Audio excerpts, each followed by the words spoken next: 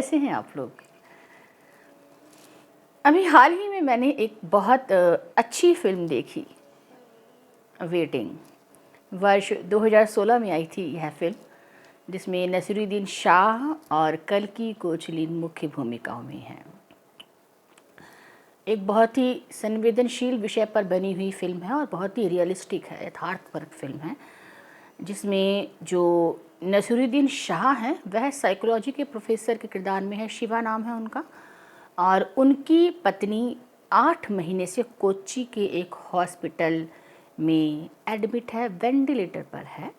यहीं पर एक नवविवाहित मॉडल तारा देशपांडे, जो कल्कि कोचलिन का किरदार है, उनके पति भी एडमिट है, जो सुबह ऑफिस जाने के लिए निकले हैं और तभी फ़ोन आया कि उनकी कार का एक्सीडेंट हो गया है और उनके ब्रेन में इंजरी आई है, जिसके बाद वो कोमा में चले गए हैं। इस प्रकार एक तरफ प्रोफेसर शिवा हैं, 40 साल हो गए जिनकी शादी को और 8 महीनों से उनकी पत्नी वेंटिलेटर पर है, और दूसरी तरफ कल्कि कोचलिन है, जिसके लिए अभी एक शॉकिंग न्यूज़ आई है कि उसका पति एडमिटेड है हॉस्पिटल में और कोमा में है। लेकिन जो प्रोफेसर शिवा हैं वह 8 महीनों से इंतज़ार कर रहे हैं कि उनकी पत्नी ठीक हो जाए तो वो उसको वापस अपने साथ ले जाएं। यानी उन 8 महीनों से वो बाहर से आए हुए हैं और कोच्चि में आके बस गए रह रहे हैं। किसी ऑफिशियल काम से उनकी पत्नी कोच्चि आई थी और यहाँ पे उनको जो है स्ट्रोक आया और उसके बाद वो वेंटिलेटर पर चली गई, और पिछले 8 महीने से प्रोफेसर शिवा यहीं पर हैं और अपनी पत्नी की देखभाल कर रहे हैं। वो बात नहीं कर सकती पर वो उसके पास आते हैं, बैठते हैं, किताब पढ़ते हैं, उसे बिंदी लगाते हैं और उसकी केयर करते हैं। उनको लगता है कि शायद ये ठीक हो जाएगी और मैं अब इसके बिना नहीं जी सकता। 40 साल से साथ है पत्नी।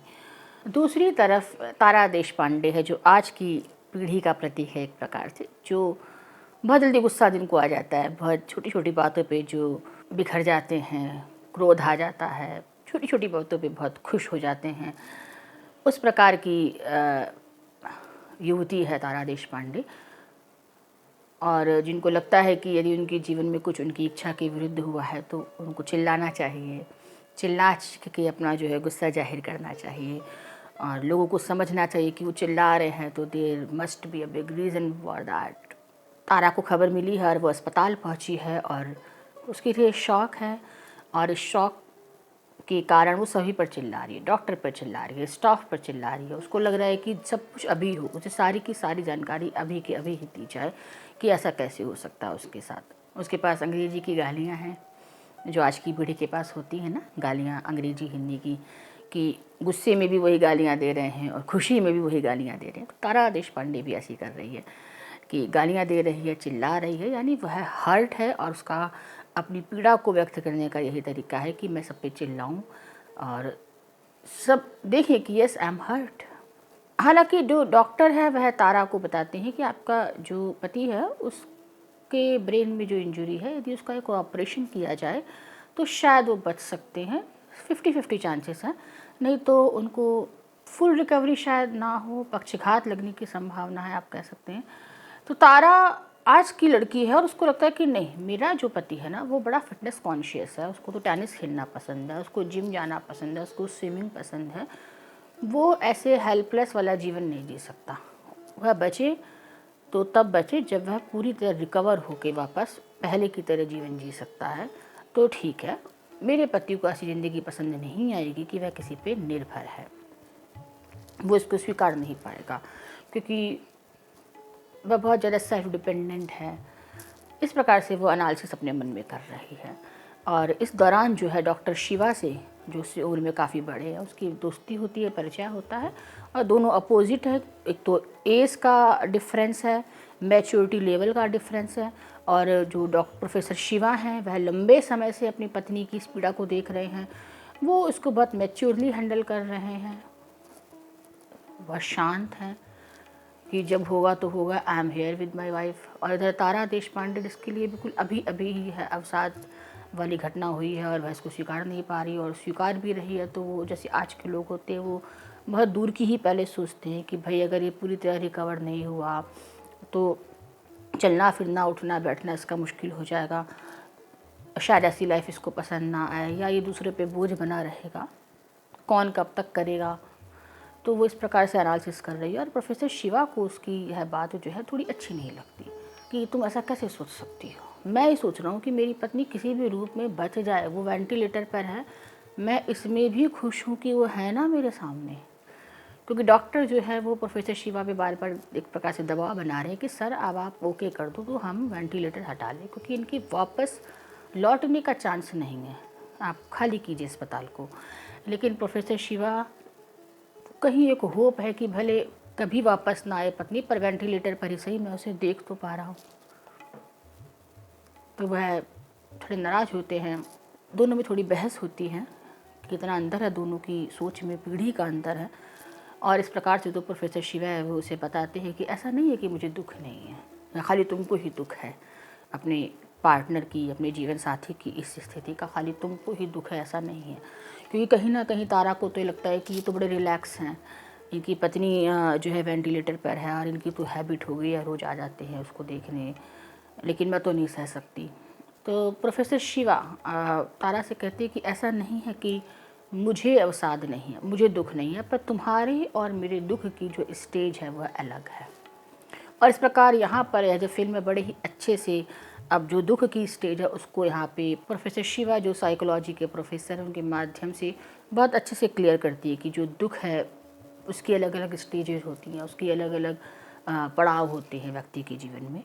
यानी जब पहली बार हमारे जीवन में पीड़ा आती है, कोई अनहोनी घटना होती है, तो उसका हम सब पर अलग अलग असर पड़ता है।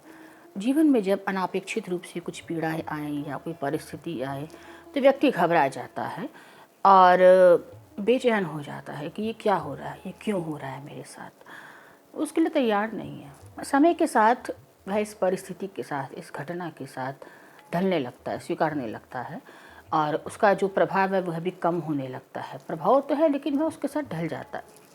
तो इस प्रकार से जीवन में जब कोई पीड़ा आती है, कोई अवसाद आता है, तो उसकी 4 स्टेज होते हैं। पहली स्टेज क्या है, जिसमें हम इस दुख को स्वीकारने से मना कर देते हैं। मेरे साथ ऐसा नहीं हो सकता, ऐसा कैसे हो सकता है, कोई भी ऐसा क्यों कर सकता है, भगवान ऐसा क्यों कर सकते हैं, वो उसको स्वीकारने से जो है मना कर देता है। और जो तारा की स्टेज है कि वो पहली बार स्वीकार ही नहीं पा रही है कि ऐसा नहीं हो सकता, अभी सुबह तो ऑफिस गया है, अभी कैसे एडमिट हो गया हॉस्पिटल में। तो पहली स्टेज है जहाँ हम नकार देते हैं जब कुछ बुरा हमारे साथ होता है उसको। दूसरी स्टेज आती है क्रोध की, गुस्से की आती है दूसरी स्टेज, जहाँ ओके यू नो कि ओके इट हैपेंड। अब बात आती है कि क्यों हुआ, कैसे हो सकता है, क्या कारण है, यह सवाल मन में आने लगते हैं। स्वीकार अभी भी नहीं रहे हैं, अभी भी कारण तलाश रहे हैं और यहाँ से आपके मन में जो है क्रोध आने लगता है कि मेरे साथ क्यों होता है, why I am so unlucky. तरह तरह की बातें मन में आने लगती हैं और व्यक्ति जो है वह और बेचैन होने लगता है। तीसरी स्टेज होती है कि हम जो कुछ भी हुआ है उसका मूल्यांकन करते हैं। समय के साथ तीसरी स्टेज में हम पहुँचते हैं और हमको लगता है कि क्या हुआ, क्यों हुआ, इसके बाद क्या किया जा सकता है, ऐसा होने के कारण क्या है, सकारात्मक कारण क्या है, प्रभाव क्या है, नकारात्मक प्रभाव और सकारात्मक प्रभाव क्या है। इस प्रकार से हम उसका जो है मूल्यांकन करने लगते हैं और आगे का सोचने लगते हैं कि इसके बाद अगला जो है कदम वह क्या उठाया जाए। कहीं ना कहीं थोड़ी स्वीकार्य भाव यहाँ से आने लगता है और शायद दूसरों को देख कर कि आसपास जो लोग हैं उनको भी हम देखते हैं, जैसे तारा प्रोफेसर शिवा को देख के समझ रही है, तो अपनी पीड़ा के साथ हम दूसरों की पीड़ा को देखने लगते हैं और एक तरह से मूल्यांकन करने लगते हैं कि ओके इट हैपन, सबके साथ होता है। यहाँ से कई बार हम सोचते सोचते बहुत गहरी उदासी में, अवसाद में चले जाते हैं, जो सबसे खतरनाक स्टेज है, जहाँ पर हम डिप्रेशन में चले जाते हैं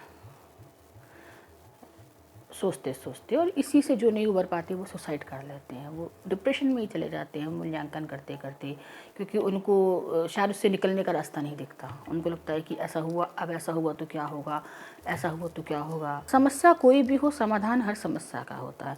अब यह हमारे मूल्यांकन करने के ऊपर है कि हम समाधान तक पहुँच पा रहे हैं या नहीं। तो जो लोग समाधान ढूंढ लेते हैं वो आगे बढ़ जाते हैं, जो समाधान नहीं ढूंढ पाते वो इसी स्टेज में गिव अप कर देते हैं। और कई बार हम सुनते हैं कि सुसाइड कर लिया या खुद ही हार्ट अटैक आ गया। तो जो इस स्टेज को क्रॉस कर जाते हैं वो पहुँचते हैं अगली स्टेज में, और जहाँ पर स्वीकार्य भाव आता है। जो कुछ भी हुआ उसको स्वीकारने लगते कि okay it happened, now what. आपके साथ कितना भी बुरा हुआ हो, किसी को खोया हो, किसी अपने के साथ कोई बहुत बुरा हुआ हो, इन तीनों स्टेज से निकल जाने के बाद, कई प्रकार के रास्तों से गुजर जाने के बाद, क्योंकि आप इसके बाद जो अगली स्टेज आती है वह है बहुत गहरी उदासी की, अवसाद की, क्योंकि अब आपने मूल्यांकन किया है, आपने एनालिसिस किया है और आपको किसी को उससे बाहर निकलने का रास्ता दिखाई दे रहा है, क्योंकि वो बाकी लोगों को भी देख रहा है कि बाकी लोगों के जीवन में भी सिमिलर घटनाएं हुई हैं और सब निकल जाते हैं। देखिए इस दुनिया में कोई भी समस्या ऐसी नहीं है जो पहली बार आपके साथ ही हो रही है। तो जो यह समझ जाते हैं वैसे निकल जाते हैं, जो नहीं समझ पाते वो और गहरे अवसाद में चले जाते हैं, निराशा में चले जाते हैं, पछतावे में चले जाते हैं, उन्हें गिल्ट होने लगता है कि वाह, है ना। कुछ लोग यहाँ पर जाके और ज़्यादा स्पिरिचुअल हो जाते हैं और ज़्यादा आध्यात्मिकता की ओर चले जाते हैं, कुछ लोग बहुत ज़्यादा अध्ययनशील हो जाते हैं, कुछ लोग विरक्त हो जाते हैं। तो यह एक अगली स्टेज है दुख की। और इसके बाद सबसे जो फाइनल स्टेज है जिसमें समय लगता है वह स्वीकार्य भाव की, क्योंकि आपने तमाम परिस्थितियों को देखा, घटनाओं को देखा, दूसरों को देखा, दूसरों के जीवन को देखा, अध्ययन किया, चिंतन किया, मेडिटेशन किया, जो भी आपने रास्ता अपनाया हो, अब आपके भीतर एक स्वीकार्य भाव आ जाता है कि ओके इट हैपेंड, है ना। और शायद आपको ये भी लगने लगता है कि जो हुआ उसके पीछे कोई कारण था, और जहाँ आपके भीतर उस कारण के प्रति एक स्वीकार्य भाव आता है, आप तमाम प्रकार के क्रोध से, गिल्ट से, अपराध भाव से मुक्त होने लगते हैं और आपके भीतर एक स्वीकार्य भाव आने लगता है, क्योंकि आपको पता है कि लाइफ गोज़ ऑन। और जो इस स्टेज में पहुँच जाते हैं वह एक नए सिरे से जीवन को शुरू करते हैं, नए आत्मविश्वास के साथ, नई चेतना के साथ। और वह जो दुख है, जो गे की भी कविता है ना, दुख सबको मांझता है, लेकिन दुख केवल उन्हीं को मांझता है जिनके भीतर दुख सहन करने की शक्ति है। जो उस दुख को सहन कर जाते हैं, उस पीड़ा को सहन कर जाते हैं, वो चमक के बाहर आते हैं। तो इन 4 स्टेज से गुजरने के बाद व्यक्ति एक नए रूप में सामने आता है। उसको समझ में आ जाता है कि ये घटनाएं मेरे जीवन में घटी हैं और इनका कुछ उद्देश्य था इनके पीछे, और यहाँ से एक नई रोशनी की किरण उसको दिखती है, उम्मीद की किरण उसको दिखती है। वह निर्णय लेता है कि ओके मैं ज़िंदगी के साथ ही जाऊँगा, मुझे गिव अप नहीं करना है।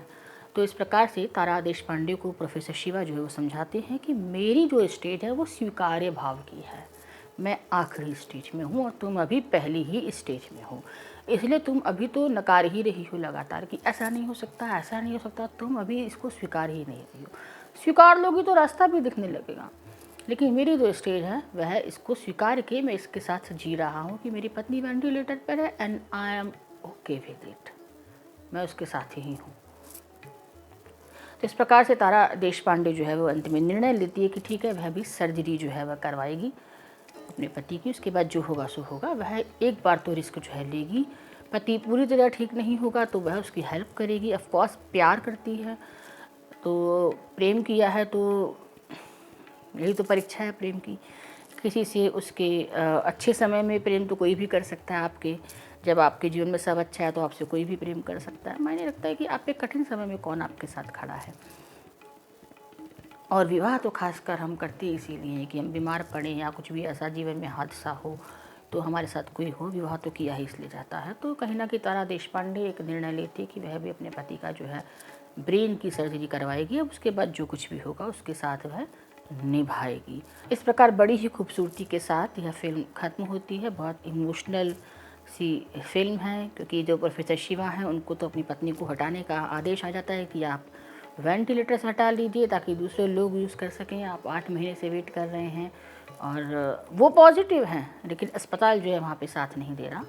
लेकिन उनको भी कह दिया जाता है कि अब आप ओके कर दीजिए तो हम आपकी पत्नी को वेंटिलेटर से हटा लें, क्योंकि फिर वो चली जाएंगी, दुनिया से चली जाएंगी। तो यह फिल्म बड़ी ही संवेदनशीलता के साथ हमको मैसेज देती है कि देखिए जीवन का कोई भरोसा नहीं है। हम में से किसी को भी नहीं पता कि हम में से किसके साथ या हमारे किसी अपने के साथ अगले पल क्या होगा। है ना। जैसे तारा का पति जो है वो ऑफिस के लिए ही निकला है और फ़ोन आ गया कि एक्सीडेंट हो गया है, तो we don't know what may happen to us, है ना। एक सेकंड में ज़िंदगी बदल जाती है, हमारे साथ कुछ भी हो सकता है। तो आप जिस पल में हैं, जिन लोगों के साथ हैं, उनके साथ यथासंभव बहुत अच्छे से जिएं, उस पल का सम्मान करें, उन रिश्तों का सम्मान करें और तैयार रहें किसी भी चुनौती के लिए। क्योंकि आप देखिए जब कभी हॉस्पिटल जाइए तो कैसा दृश्य होता है ना कि लोग अपने अपने जो उनके घर के लोग हैं, परिवार के लोग हैं, वे एडमिटेड हैं एंड आप बस प्रे कर रहे हैं कि वो बच जाए, क्योंकि पैसे से भी ज़्यादा अंत में तो फिर मायने रखता है कि क्या होगा। तो कहीं ना कहीं आपके भीतर एक स्वीकार्य भाव होना चाहिए कि जीवन में कुछ भी हो सकता है, अगले ही पल कुछ भी हो सकता है। अपनों के साथ एक अच्छा जीवन हम जिए, यथासंभव हम अवसादपूर्ण परिस्थितियों से दूर रहें, उन लोगों से, उन परिस्थितियों से दूर रहें जिनकी वजह से हमको लगता है कि ओके हम निराशा में चले जाते हैं, हम डिप्रेशन में चले जाते हैं, घबराहट में चले जाते हैं। और लोगों को माफ़ करना सीखिए, भूलना सीखिए, नकारात्मक घटनाओं को, बुरी घटनाओं को भूलना सीखिए। कुछ लोग सच में बहुत ही ख़राब है तो उनको मन ही मन माफ़ कर दीजिए और उनसे एक दूरी बना लीजिए, पर माफ़ करना सीखिए, क्योंकि वक्त का कोई भरोसा नहीं होता। आज आप जिससे बहुत ज़्यादा लड़ झगड़ के आए हैं, बहस करके आए हैं, कुछ दिन बाद खबर आई कि वो दुनिया में ही नहीं है, कुछ ऐसा हादसा हो गया। सो थोड़े मैच्योरिटी के साथ हम जीवन को देखें, गंभीरता के साथ देखें कि यहाँ पे कुछ भी बहुत स्थायी नहीं है, परमानेंट यहाँ कुछ भी नहीं है। तो जो भी आपकी मन में अवसाद है, चिंता है, भय है, क्रोध है, गुस्सा है, उसमें नियंत्रण रखना सीखिए और दूसरों को देखिए और सकारात्मक भाव रखिए, स्वीकार्य भाव रखिए कि जीवन में जो कुछ भी होगा हम उसको एक्सेप्ट करेंगे, गिव अप नहीं करेंगे। हाँ, ये ठीक है कि दुख आएगा, पीड़ा आएगी तो ऑफकोर्स रोना तो आएगा ही, आपका रिएक्शन तो आएगा ही, आप परेशान तो होंगे ही, आप चिंतित तो होंगे ही, लेकिन आप उससे निकलने का निर्णय रखिए कि ओके ये समय बीत जाएगा और मैं इससे निकल जाऊंगा या जाऊंगी, यह मेरी परमानेंट सिचुएशन नहीं है। यानी दुख जब भी जीवन में आएगा तो हमें दुख की चारों स्टेज क्रॉस करने की हिम्मत हम में हो कि ओके हम रोएंगे, ढोएंगे, उदासी में जाएंगे, लेकिन उससे बाहर भी आने की हिम्मत हमें है, हमें गिव अप नहीं करना। बड़ी ही खूबसूरती से यह फिल्म हमको यह मैसेज देती है। 2016 में आई थी फिल्म, आप भी देखिए, नेटफ्लिक्स पर मैंने देखी थी, शायद अभी भी अवेलेबल हो, आप देखिए, बहुत ही खूबसूरत फिल्म है। बहुत बहुत धन्यवाद, नमस्कार।